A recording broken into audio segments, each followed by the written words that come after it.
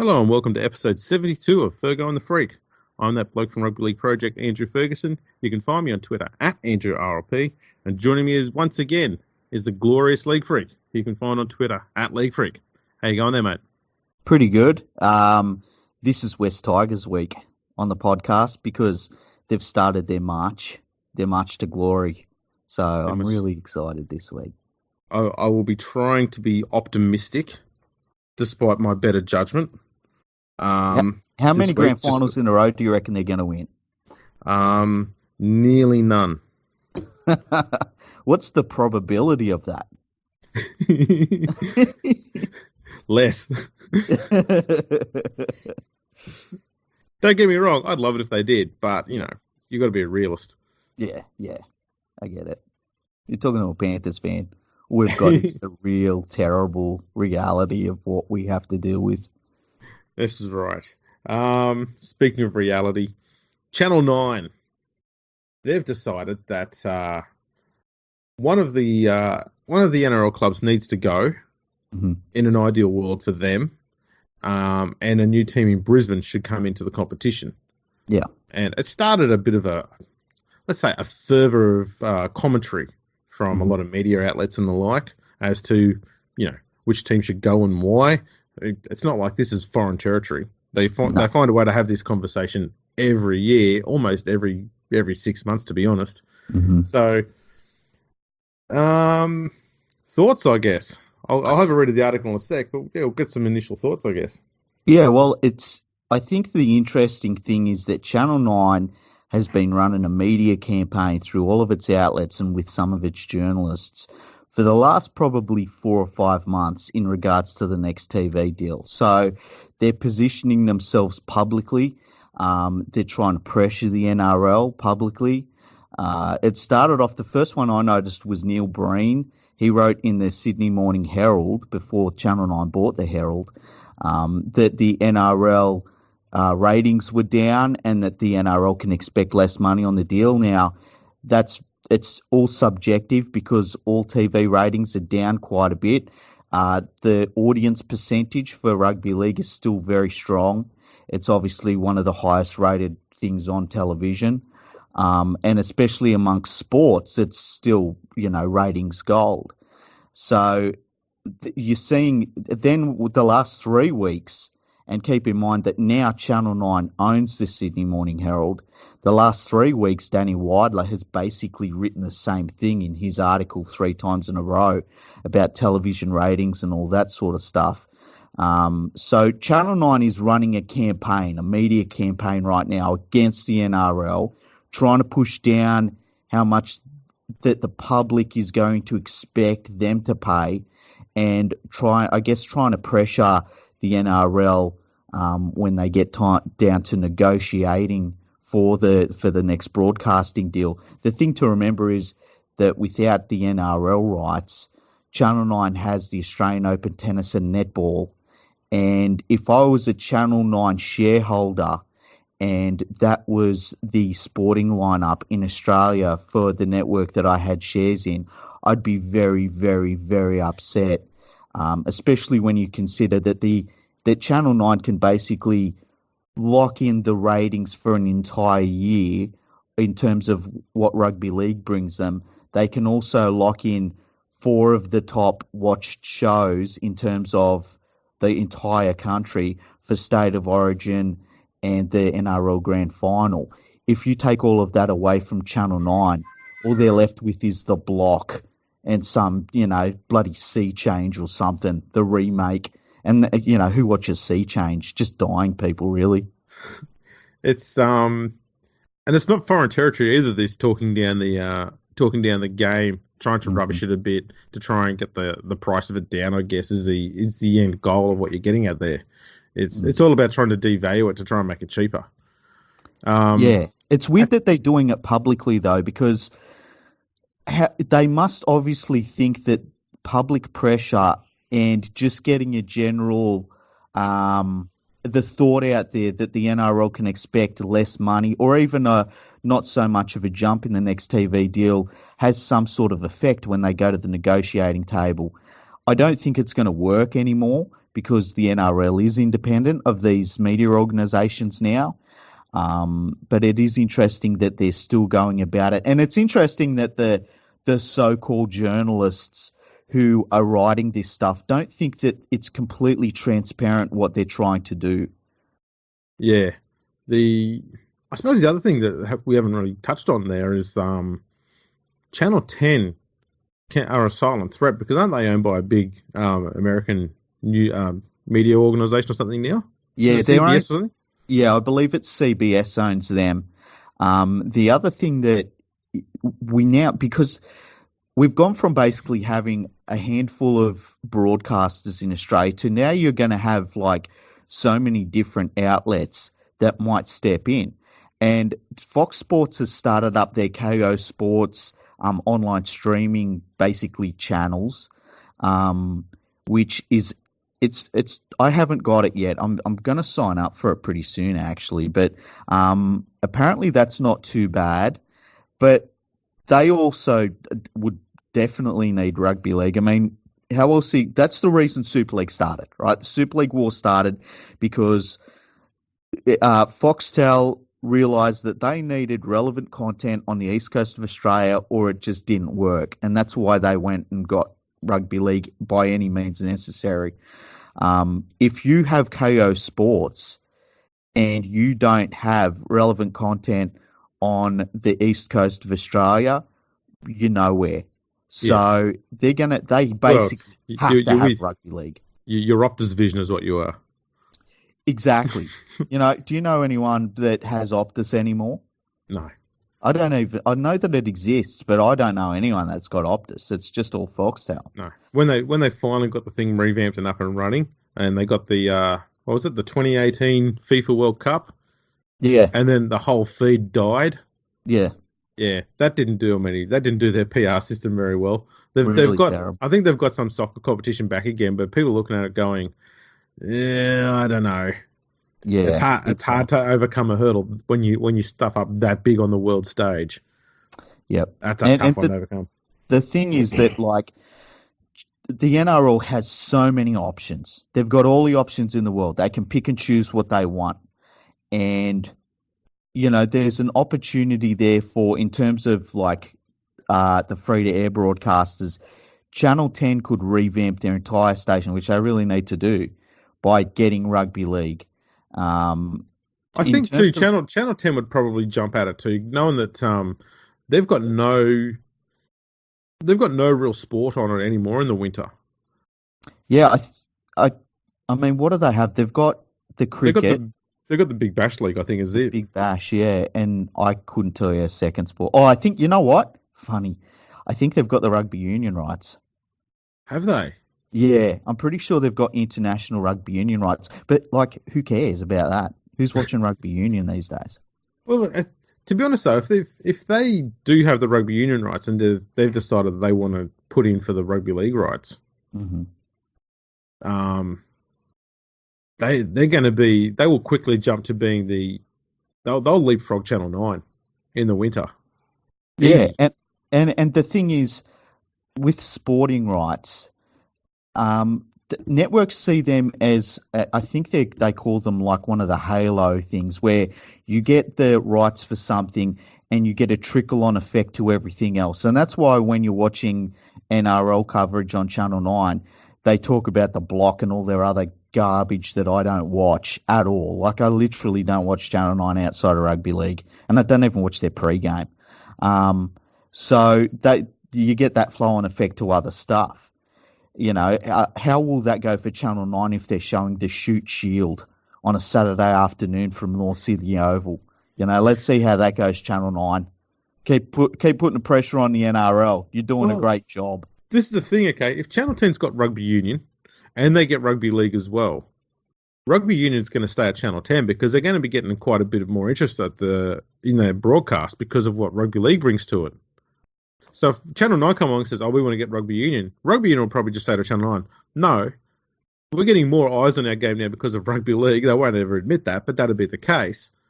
We're not leaving now. We're finally getting a bit more interest here. You're not going to give us that because the only other sport you've got us, to help us out isn't even played at the same time we're on, which is the tennis, which only Tennis goes for and 2.5 weeks. Yeah, exactly. So it's funny because with all of these, if you look at the parties involved in the NRL broadcasting right negotiations that are coming up, the NRL has so many options. Like it has a rude amount of options that are available, including broadcasting itself and trying to reap the money through online broadcasting for itself. And Channel 9 has to have rugby league. It has to, because it's not getting the AFL. It has to have rugby league. And if it doesn't want to have rugby league, good luck. Good luck putting on Super Netball at 7:30 p.m. on a Friday night. I'm going to say this. I want Channel 9 to lose the rights to the NRL. Yeah. And I would love nothing more for it to go back to Channel 10.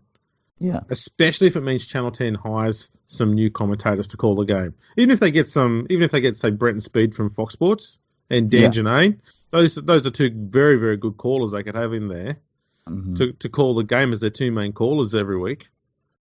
And you could get, Lord knows how many ex-players to come on and be analysts and sideline commentators and whatnot. Yeah, there's plenty of them out there. Yeah, it'd revamp everything. And the reason why you'd need to look at doing that is because the crew at Channel 9 especially tend to have very negative comments in the media about their games. So most of their comments in the media, it could be about why this player's playing bad or why this is a problem with the game or why we need to fix this. It's always something about how there's something bad going on. And very rarely do you find them actually offering a solution. Because that's true. That's true. not how they function. Look, yesterday we were watching the West Tigers game, and the referees went to the video ref to make sure a try was a try. And the commentators were bagging the referees overall for getting the decision right. Yeah. And it's like how many times has Andrew Johns got to be upset because a halfback got tackled? Anytime a halfback gets tackled, Andrew Johns is like, we need to wipe it out of the game. It's ridiculous.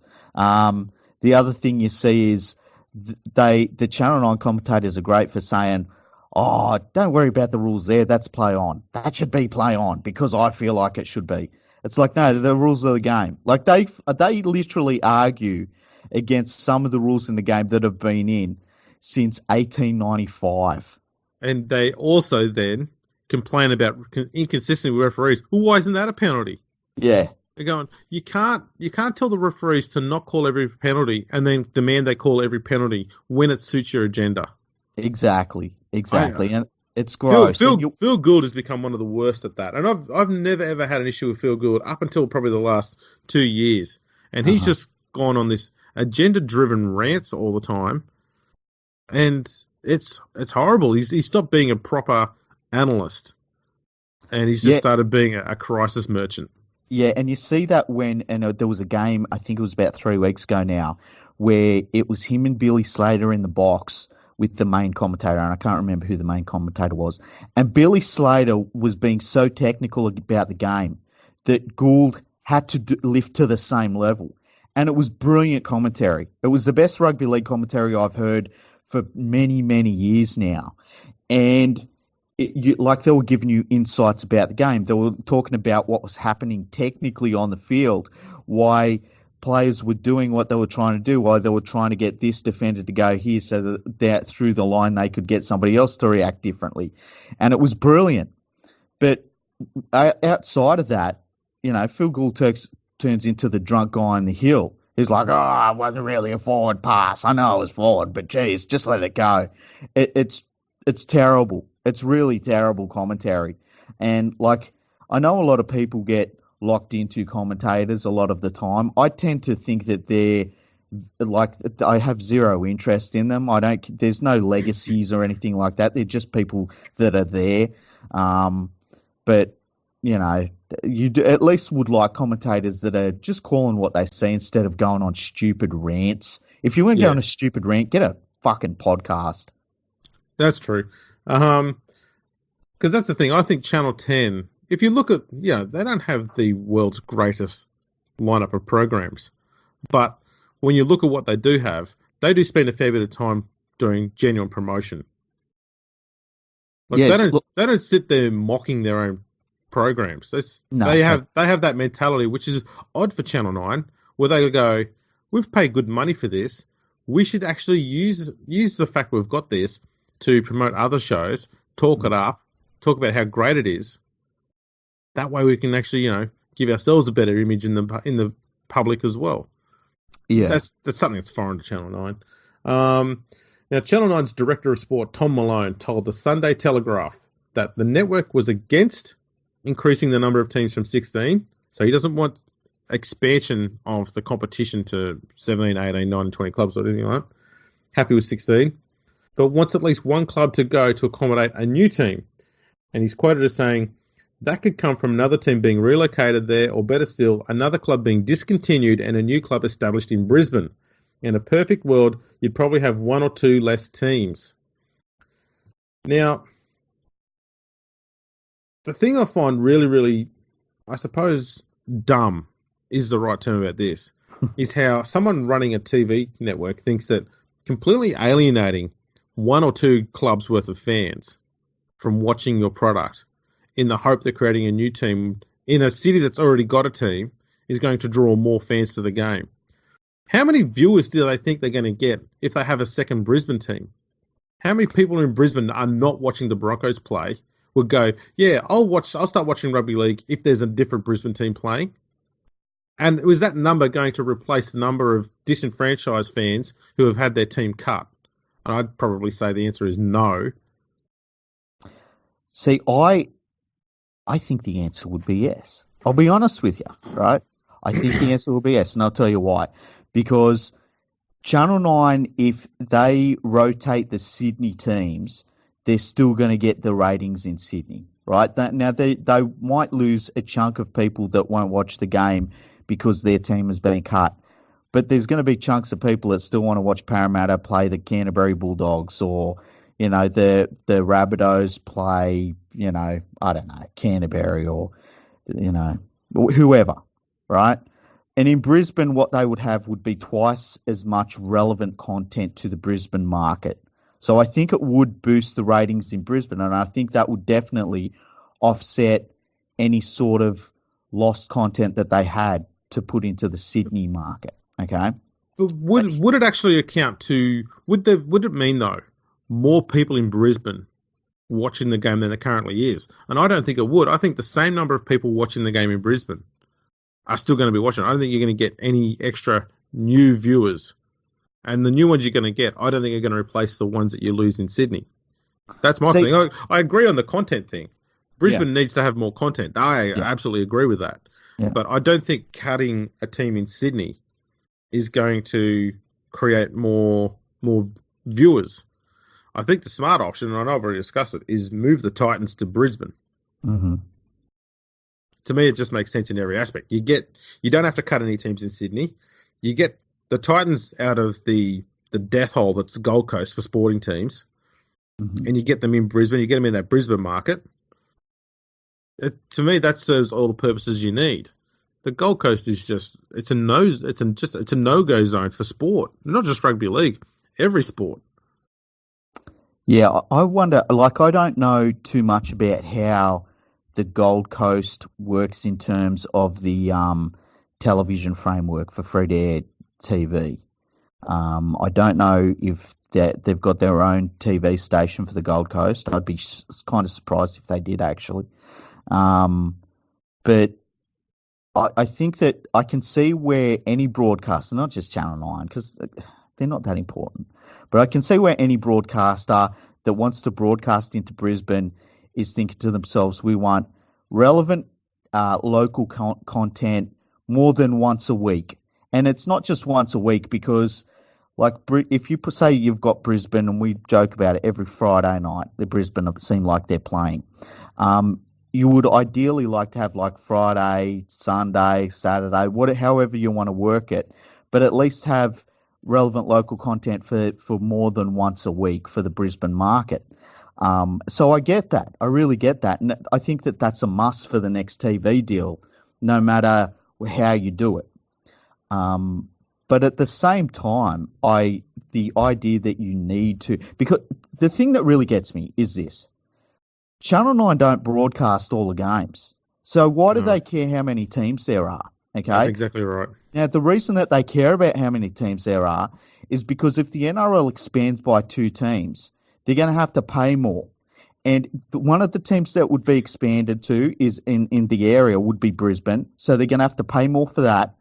But then they're also going to end up paying more because the NRL is going to want more because the next other team off the rank is going to be Perth. Now, I don't believe that Channel 9 owns a television station for Perth. I'm pretty sure that's still the case. Yeah, Channel 7 over there, I think, are pretty dominant. Yeah, so there's no reason for there to be a Perth team if you're Channel 9 at all. Okay? It's just they don't care about Perth. They also don't care about competing with their rival. Yeah, apparently. And so that's why I think that they would say, well, ideally, we want a 16-team competition. Yeah, because it's going to keep the cost down for the next broadcasting deal, you know?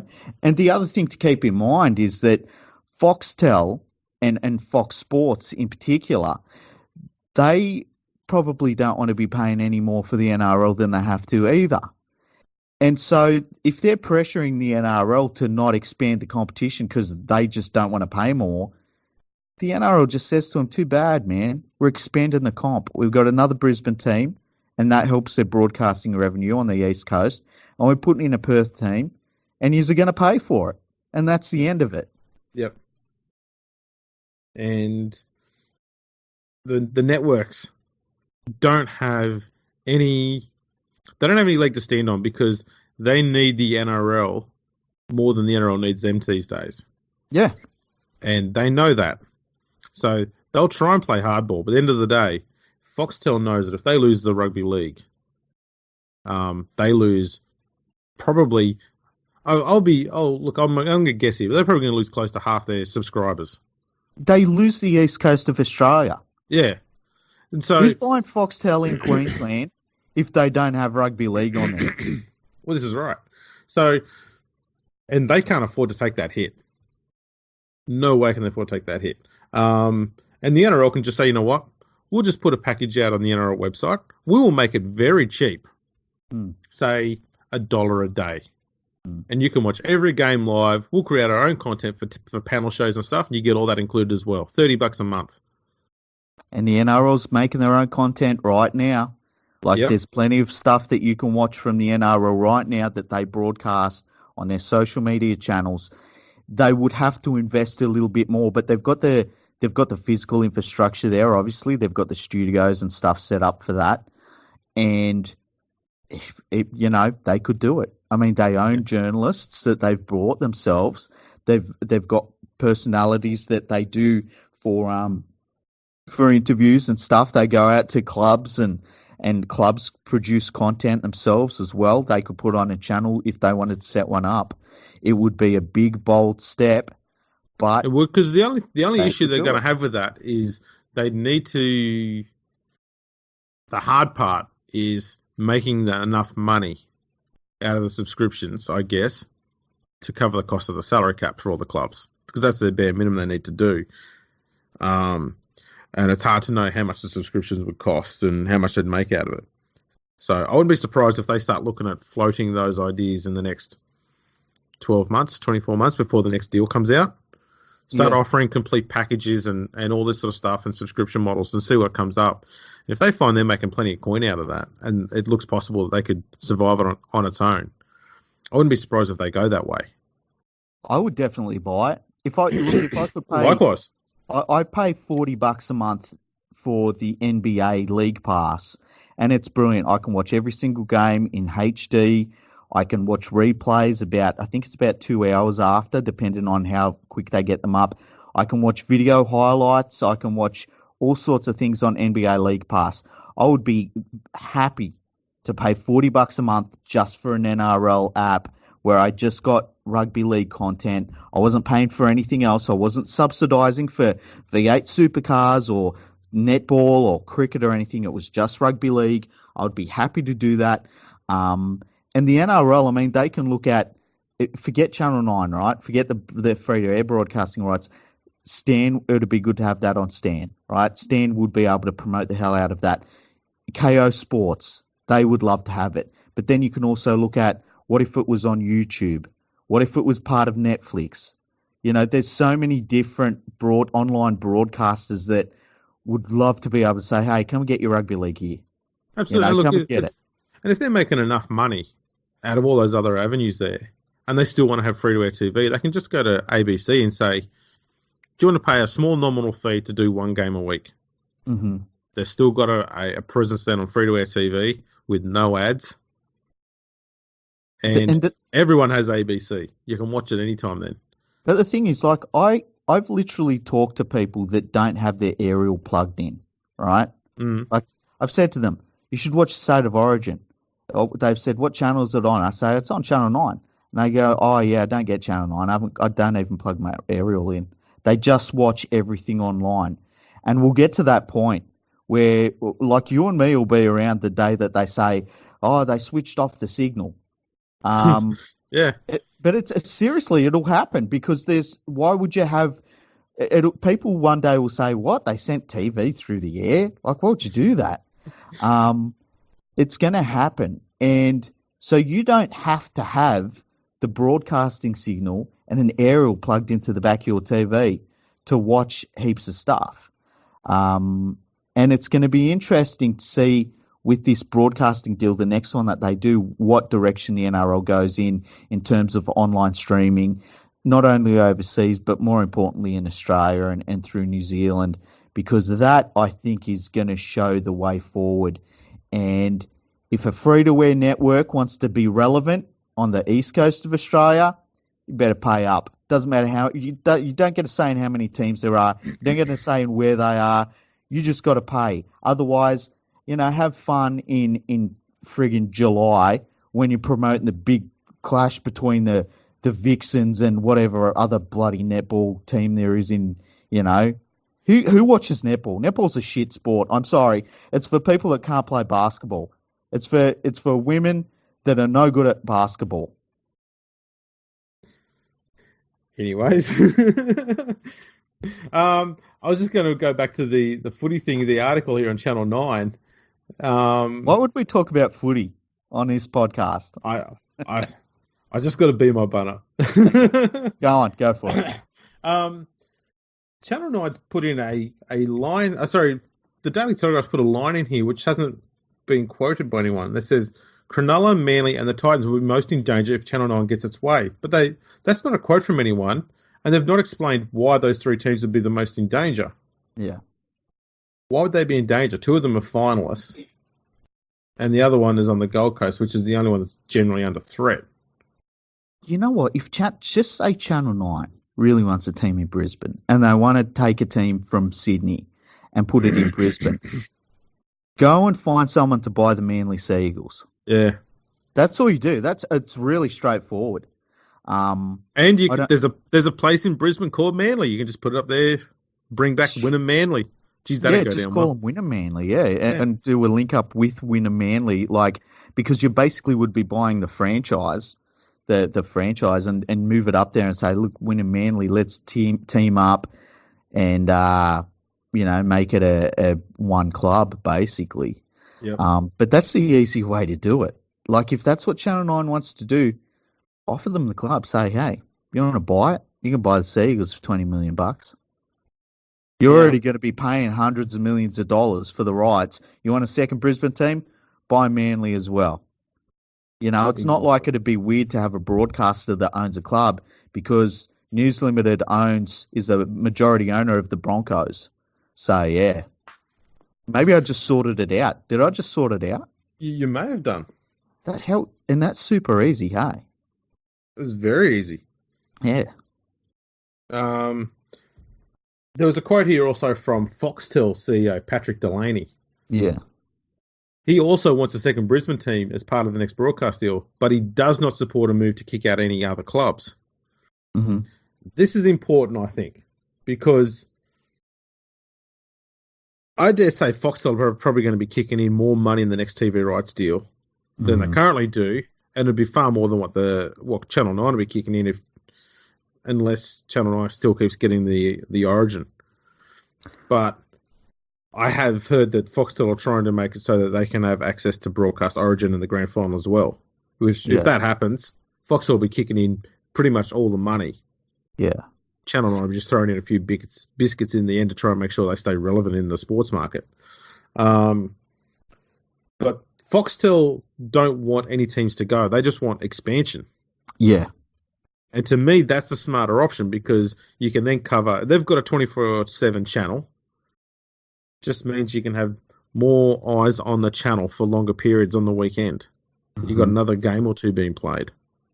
Yeah, and the thing is, too, it shows the different outcomes that both a free-to-air broadcaster and a pay TV service has. So a pay TV service, they're looking at this, they would probably directly be looking at subscribers in the Cronulla Sutherland area. And they would be looking at direct TV ratings for Cronulla games. And I'm saying the Sharks just because I just so it keeps it simple. But they'd be looking at the ratings for Sharks games overall because they can see direct viewer numbers, right? Whereas Channel 9, they just broadcast across all of Sydney on free-to-air. Everyone can get it. But they have a bunch of Sydney teams. They can still get the exact same ratings, even if there was one less Sydney team. Whereas Foxtel would literally see a loss there if you had one less Sydney team. So you can see the different needs that the two different broadcasting styles have. And as you say, Foxtel, I mean, if Foxtel can get it all, if they can say, man, you get Foxtel or KO Sports and you get every single last game, State of Origin, Grand Final, everything in one place, ad-free. The only downside is there's Braith and Astor. But outside of that... Braith's not a downside. Yeah, I love Braith and Astor. I'm just taking a piss, Braith, if you're listening. I'd say Anthony Griffin's a bit of a downside. And it's not because of what he says. Yeah. He has some good insight. His voice is just bad. What they need to do with Anthony Griffin is when he goes to talk, turn up the speed of what he speaks at so it sounds like a chipmunk. That'd be entertaining. At the moment, it sounds like someone's reading you a lullaby. Yeah.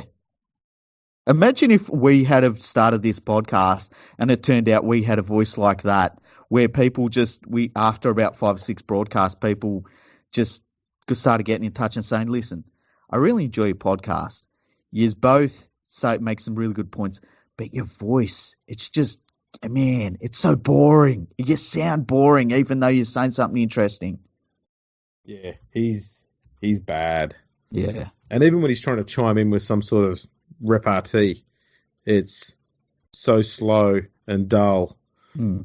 You're like, Anthony, Hook, just stop, mate. Yeah. We'll let you know when we want you to talk.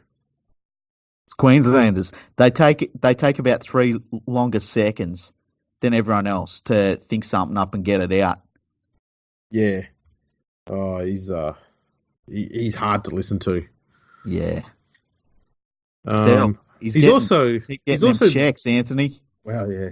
He's also been in the print media, whinging a lot. Oh, really? I haven't seen this. Most of the articles he writes is just whinging about stuff. Okay. I don't read them. I just see the headline and go, oh, Hook's having another whinge. I literally haven't seen any of... I didn't know he was writing anything. Where's he writing it? Probably Telegraph, I think. There you go. Just have another whinge. Yeah, I literally don't read the Telegraph outside of when we're talking about some of the things that have been written in the media, and every so often I'll go and have a look at the Telegraph site for that. Outside of that, I just take in zero for anything they put out. Yeah. Now, one last quote that's in here come from... Who's Mr. Malone? I think that's the guy at Channel 9. Yeah. He says, it's for other people to decide, but it's not just about having enough quality players. It's about coaches, support staff, administrators, and more clubs and more games. Just adds more cost. But it's unlikely to generate any incremental revenue. Yeah. So he thinks that having more teams will not generate any extra revenue. Yeah.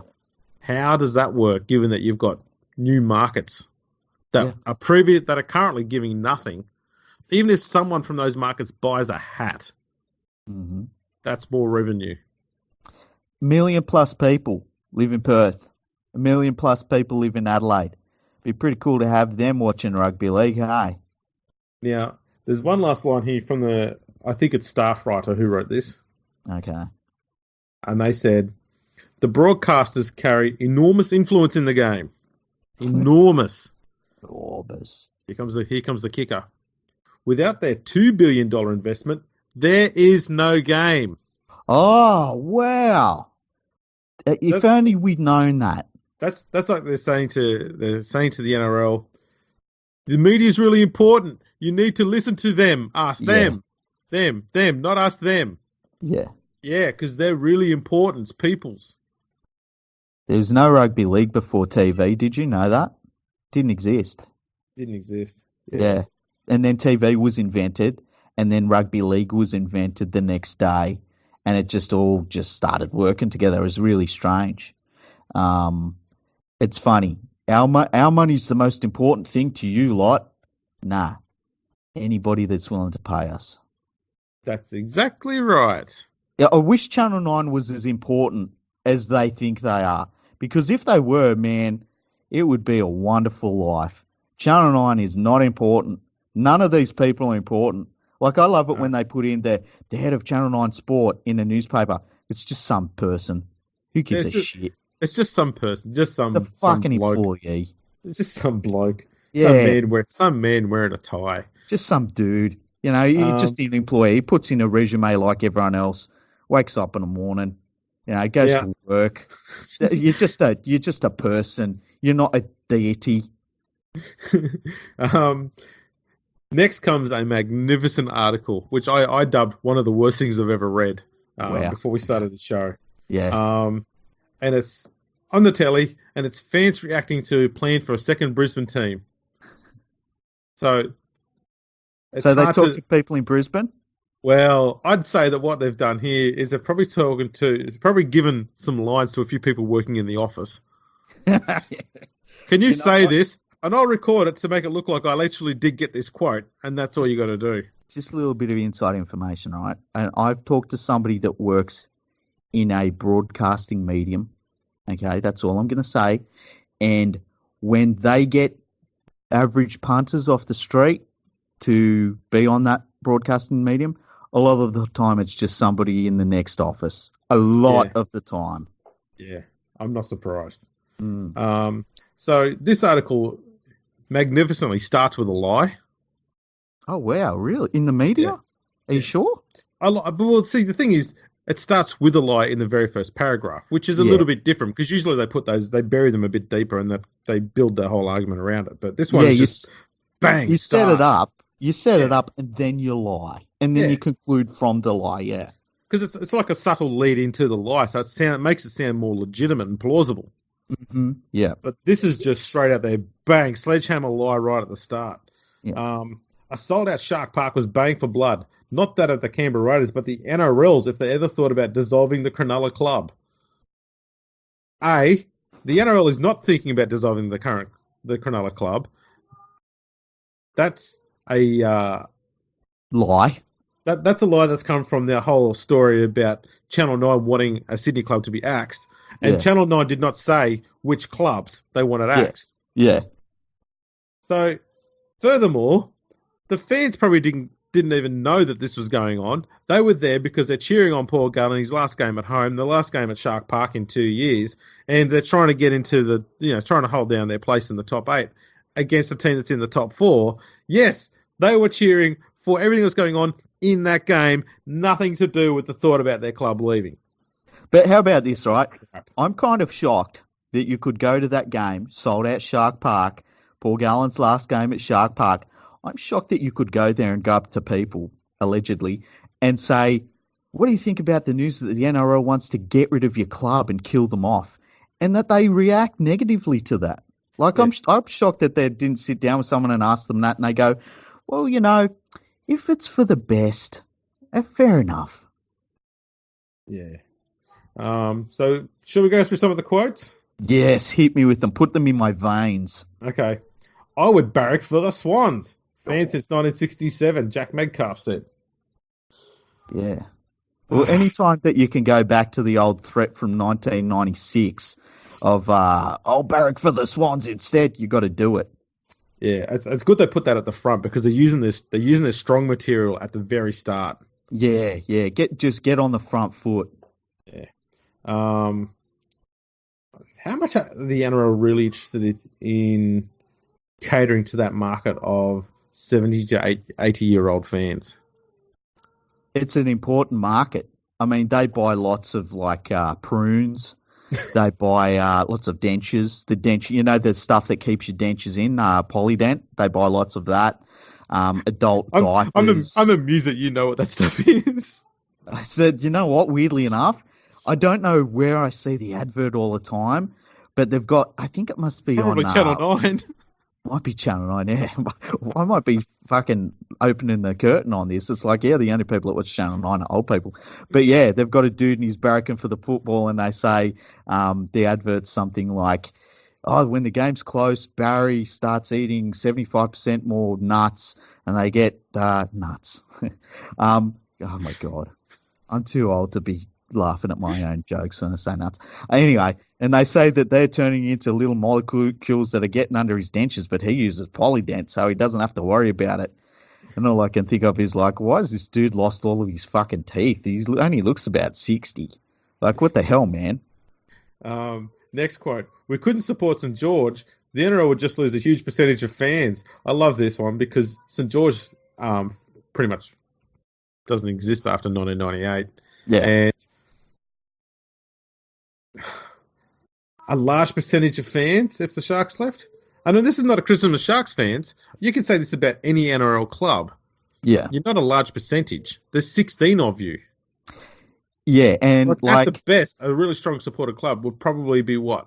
18, 20% of the fan base? Yeah, and it's like the Sharks, yeah, If we're going to we'll be modest, okay? We'll say, look, the Sharks might make up about 12 to 13% of that. Okay? Yeah. It's not that huge. Settle down. I would put the Sharks in terms of, fan bases. They're in the lower half, I would suggest. I would say that a team like the Dragons are having a bloody terrible season. Horrible, horrible season. And yet they're getting close to 10,000 to games. And they've had a couple of weird games where they've been affected by accidents down in Wollongong and stuff like that. But for a terrible season, the Dragons are getting crowds that the Roosters would be pretty happy with, and they're near the top of the ladder. So I think it's fair to say the Dragons, big club, big supporter base. They are. Well, they've got two supporter bases. That's the main thing. They've got St. George and Illawarra. So, yeah. Anyway, what was this bloke's name again? Jack. Yeah. His wife, Rose. Jack and Rose. Jack and Rose. Hang on. Let me look something. Jack and Rose. Aren't they from the Titanic? No, surely not. Jack? I think it is. It fucking is. What's Jack's surname in the Titanic? Well, he wasn't a first-class passenger, so I don't know that he had one. No, here it is. Jack Dawson. Oh, Jack Dawson. What was his last name on this? Does it say? Metcalf. Jack they picked a safe one, but Jack and Rose. Okay, hang on a second. Hang on, Andrew. Right? What's the chance that they're sitting in the office and they say, let's call this dude Jack. We'll say that his wife. Let's call him Rose because that's from the Titanic and this whole thing's going down. And no one will pick up on it. No one. But we're too smart for you. We saw through Daily you. Telegraph. We saw it. Jack and Rose. Get lost. You cheeky bastards. His wife, Rose, said she thought the club will be fine because they have, in quotation marks, God on their side. This isn't real. This isn't real. It gets better. Yes. She then said, we'll be right. We have ScoMo now. This isn't real. Those cheeky bastards, how could they do that? That's not real. They've fucking made this up. Oh. There's no way. I love this. This is brilliant. It's disgraceful and brilliant all at the same time. Yeah.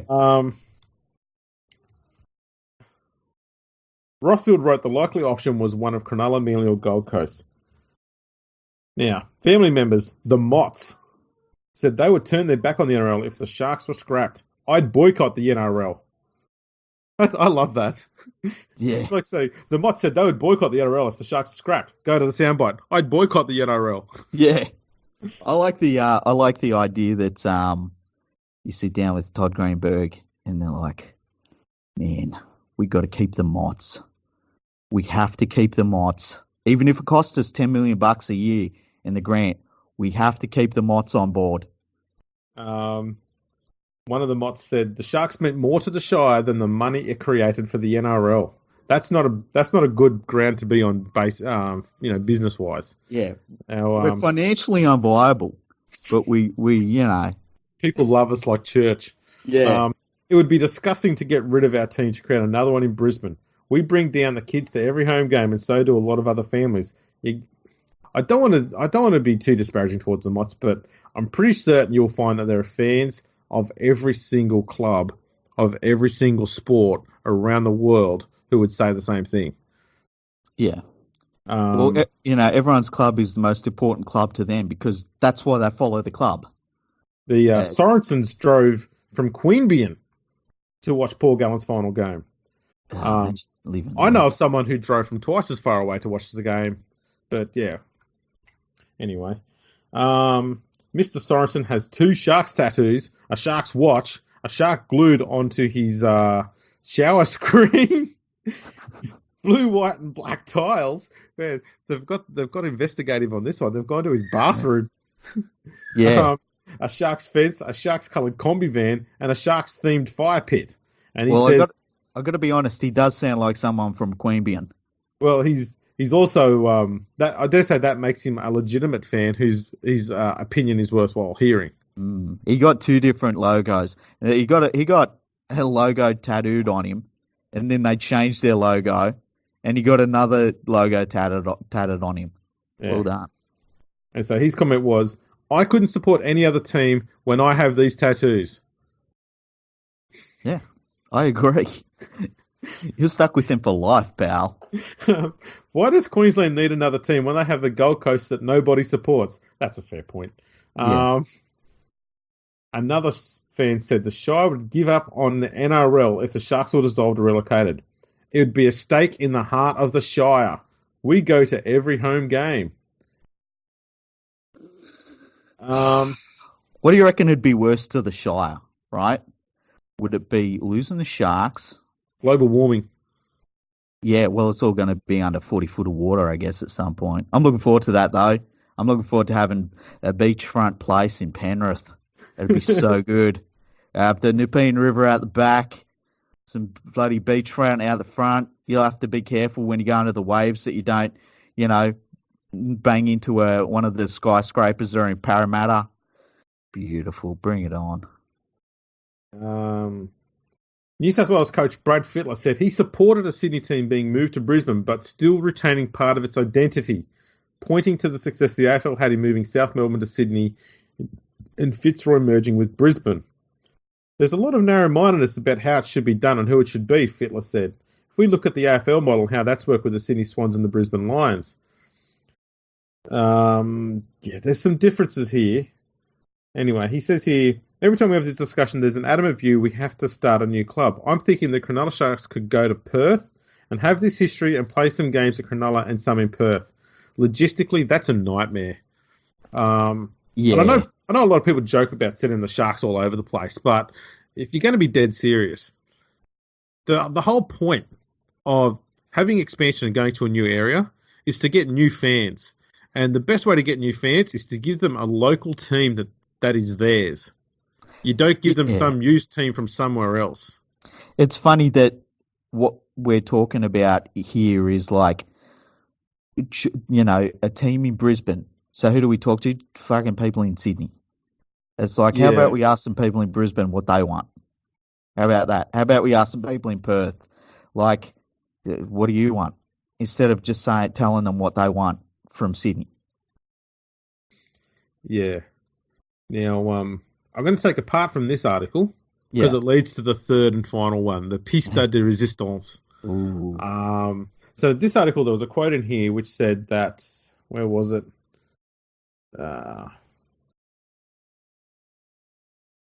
Rothfield wrote, the likely option here was that one of Cronulla, Manly or Gold Coast would be the team to get relocated or cut. Rothfield wrote that. Okay. So today, Buzz Rothfield writes, hands off my club, Channel 9. Oh. Buzz, this is what he's done here, is he's seen a story where no club's been mentioned. Yeah. He's gone, if I attach the Sharks to this, because he does that all the time, and they're his club, if you didn't know already. If I attach them to that, I can then go and ask some fans to agree with me, and then I can write another article, albeit it'll only be about 240 words long, where I can talk about how they shouldn't touch my team after I suggested that they should be one of the clubs they look at. And isn't it interesting that, like, just in this podcast, we've started off with, like, Channel 9 employees writing articles about the TV ratings. And we've just gone down the line to the point where it just feels made up. I mean, even getting past the Titanic Cup. And Jack and Rose. What was the thing that she had? There was some like necklace or something that she got back. Rose got back at the end. I've only seen the Titanic once. I haven't. Yeah. It's, you know what? It's actually pretty interesting in terms of because James Cameron, he looked at a lot of historical things and he tried to make it as, apart from all the love story and that, he made the sinking of it as historically accurate as possible, to the point where when they had the stars in the sky, and the original, the stars in the sky weren't the stars in the sky that were over the ship when it went down, and when he re-released it, he fixed that up. So in terms of like watching it sink, really interesting. All the love story stuff. I mean, but didn't the actual ship take like only a few minutes to go down, whereas in the movie it takes like 4 hours? No, it did take a long time for it to sink. Actually, Okay. Took ages, yeah. But the only other thing that's in it is what's the name of the actress that's in that movie? Is it Kate Winslet? Yeah, at one point she's naked in it. That's the only other thing that's interesting. Fair enough. Yeah. So Buzz has written this article. I don't know where you were going with that. It sounds like a nowhere story. I'm just thinking about what I'm going to do after the podcast. That's all. Don't worry about me. I'm just Fair enough. Buzz Rothfield, hands off my club. The biggest problem with Channel 9's proposal is identifying which Sydney club should go, which you did straight away by saying Cronulla, Manly and the Titans. Yeah. My club, the Cronulla Sharks, are at risk, and so too are the Manly Seagulls. They are both traditional old suburban ground clubs surviving on shoestring budgets. Traditional. But he kind of made the argument for it. Hey, they're both old. Yeah. Like, get rid of the traditional. They're both old. They're both at, suburban grounds, and they're both surviving on shoestring budgets. It's like, maybe there's a point. Maybe we should move them, hey? Well, he kind of wants that because then it allows him to be outraged against the NRL for a more legitimate reason than just because he's old. Mm. But traditional, like Manly came in 40 years after the game started and Cronulla 20 years after that. How long do you have to be around before you are traditional? Like, well, I'd have thought for something to be a tradition, it has to be there pretty close to when things started. Like I'd say, really, the South versus Roosters clash is a traditional rugby league rivalry. I wouldn't say West Tigers versus North Queensland is a traditional rivalry. It's only been going on since 2005. I agree with that, right? So what about, say, for instance, Parramatta versus Penrith? Is that traditional? No. Okay, what about... so I'm always interested in these questions that don't have a finite answer. So what about when we do our podcast and we say that's what she said, is that a tradition? Well, yes, because our tradition only goes back to March, and we've been doing it since then. So it's been going on since the birth of this whole broadcast. So yeah, that's a tradition. Okay. Yeah, Okay. Are the New for Zealand us, Warriors tradition for us. a traditional club? No, Okay. I mean Wow. they'd be a So you traditional hate New all of Zealand. New Zealand, They'd is be, what you're saying? they'd be a traditional New Zealand club, but they're not a traditional rugby league club because they've only been around since '95. But where's the point? So you feel tradition is 1908? I think it's got to be, yeah, I'd say within the first 10, 15 years after the game started. Okay. To me, So that's the tradition. Bulldogs are And not a traditional club. no, most of the traditional stuff has been eliminated from the game. I don't think there's much tradition that goes on anymore. Can you argue that with me? I think there's a lot of stuff, but we don't see it as traditional. Such as? Well, first of all, like Stanley Jean still playing. That's a tradition, right? No, surely he's retired. Nah, Stanley Jean's still playing. Come on, man. Come on. So Stanley Jean still playing, still going strong. Always like 30, 9 or something forever. I'm trying to think of some traditions. Okay, what about just the fact that they wear the socks they wear? They're long socks. There's zero reason to have long socks. Why do we wear long socks in footy games? Because it's tradition. Okay. I don't think they wore long socks in the early days. Well, what did they wear? Short socks. No, they wore long socks. Okay. 1908 Daly Messenger. Let's see. Picture of Daly Messenger. Let's have a look at his socks. This is something I've never ever looked at. Long socks. Can you see? Okay. Are you looking at the picture? I'm not looking at any pictures, no. I'll take your word for it. Okay. So I got that one wrong. All right. So long socks have been around since 1908. Don't feel bad. I am. There's one. There's one. There's one. Okay. 1908 Kangaroo Tour. Let's look that up. Okay. I see. Okay. So I see where you're going here. So financial mismanagement has been around since 1908. So that'd be another tradition. That'd be another one. Yeah. Here's another picture I found. They're all wearing long socks. Yeah, we've covered this point. I've admitted I was wrong, and we've moved on from there. Okay. Financial mismanagement. Yep. Yeah. Someone basically being a pain in the ass and trying to find a problem with the game and its management. That's been a tradition. 1909. I think you know. Yeah, I know what you're getting at there. Okay. You're giving away spoilers here. Spoiler alert. What else?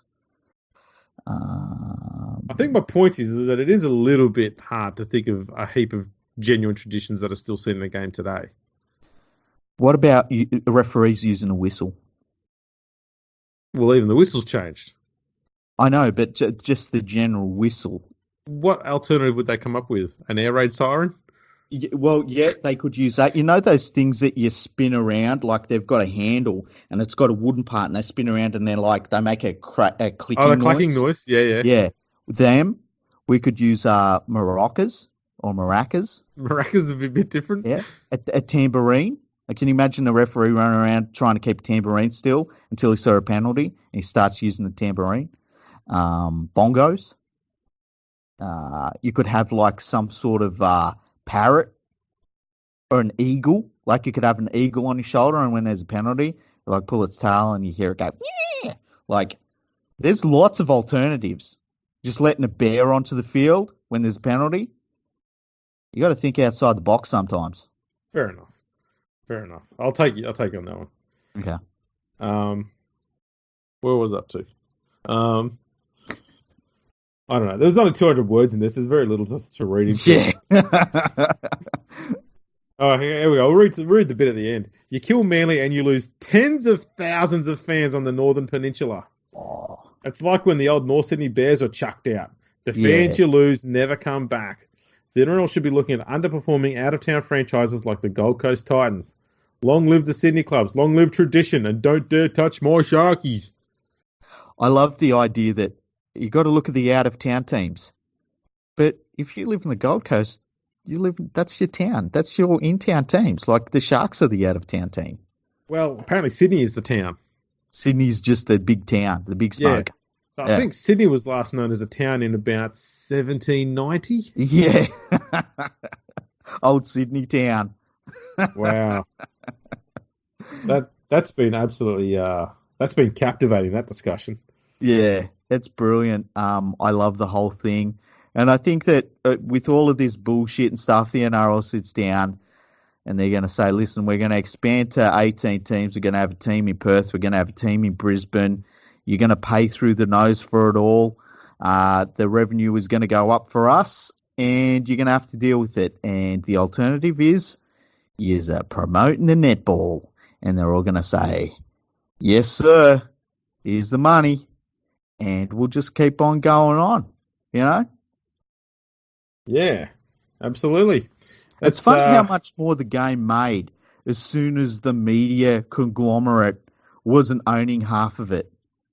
It's funny how negotiation skills of everyone involved just went through the roof straight away. That's right. That's exactly right. It's fascinating. It's not coincidental whatsoever. Yeah. And the big thing is that Foxtel lost their right of first refusal. And that means they're going to have to pay through the nose. So good luck in all of that. I hope you all have to take pay cuts because the NRL cost you so much money. Because that's all you deserve. You media scum. Yeah. Sorry, I've just been a little bit sidetracked here because I've just been told on Twitter that there's an article that's come out. I suppose I should do a timeline here first to let everyone know. Last night I was working till about 2 a.m, and you'll see it with my tweet where I tweeted the 2019 NRL ladder if every goal attempt was successful. Yes, that was very good. It was interesting to see it. So I tweeted that at it was 9 hours ago. Yep. That's how late I was working. I've just been informed that Fox Sports have just written an article. No. And it says, the tweet says, look away now, Sharks fans. Cronulla have one of the poorest conversion rates in the NRL, and it has cost them dearly this year. Here's where your team would sit if goal kicks didn't count. That's the same. That's the same article. Have you read it? Have they credited you? Oh, probably not. No, they've changed it around. So what they've done is they've taken my idea. Yeah. You're going to get the same result. Yeah. But they've taken my idea and removed goals altogether. Who wrote it? George Clark.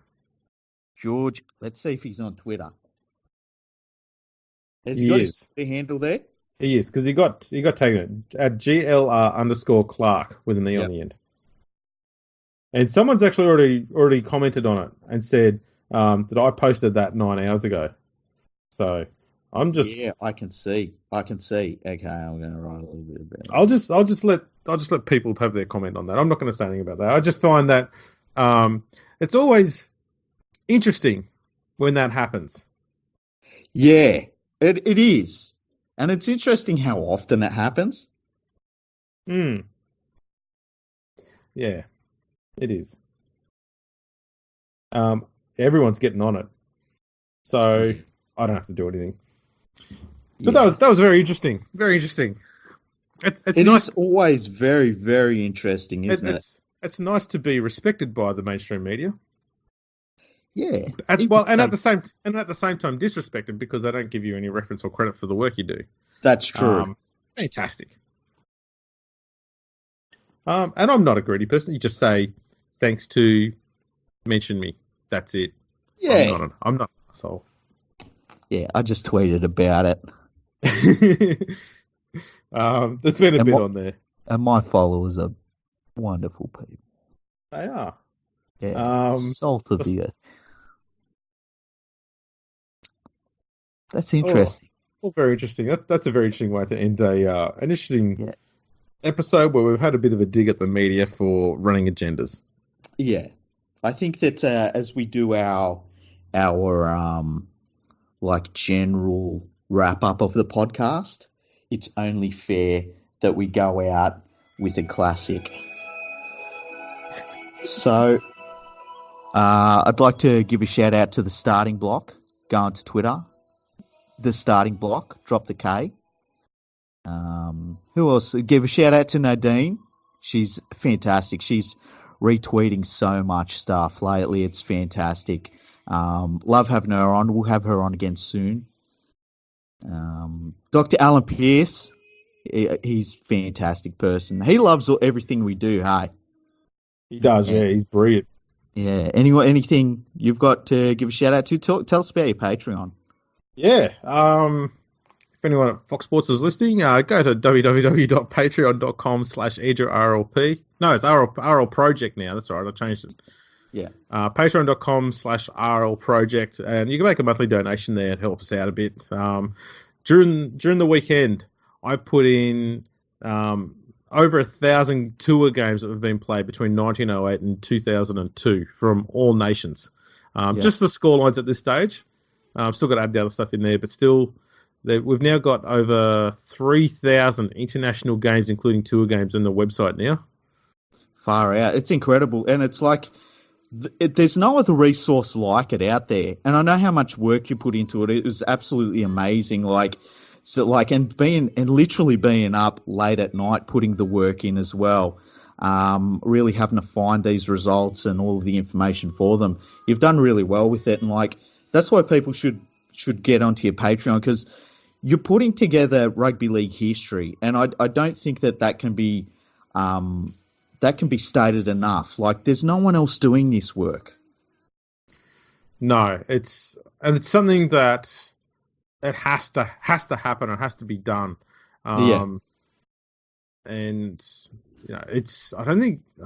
I don't talk about the sacrifice that I go through for it there, because I don't think that I should be trying to make money out of trying to sell misery to do it and stuff like that. No, I never will.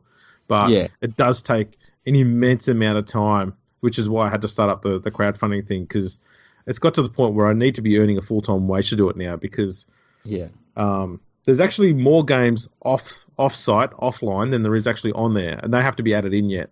Yeah. Almost double what's currently in the system needs to be added in. So huge amount of work, and that's just to get what we've started fixed up and completed. That's not including the stuff we want to add to it in the future down the line as well. So, huge job. Yeah, and it's fantastic. You should really be commended for what you've put together with Rugby League Project. It's really just number one. It's fantastic. And I can't take all credit for it, because Sean Dolan created it. It was his brainchild. I'm just the bloke who's updating it and doing the research on there, and I'll never take full credit or full ownership of it, because I never would have thought of doing this website. It's all his work. It's his baby, and I still consider him the boss, even though he tells me he isn't. I know I don't like to take full credit for Rugby League Project either, but It's like when I was signing your books the other day. I don't like to take credit for it, but sometimes you just got to do these things. It's not even for me. It's not even. You're doing it for the game. Yeah. You're doing it for the fans. Yeah. Anyway, I want to thank everyone for listening. Retweet and everything, and thank you very much, and we'll see you on the next episode.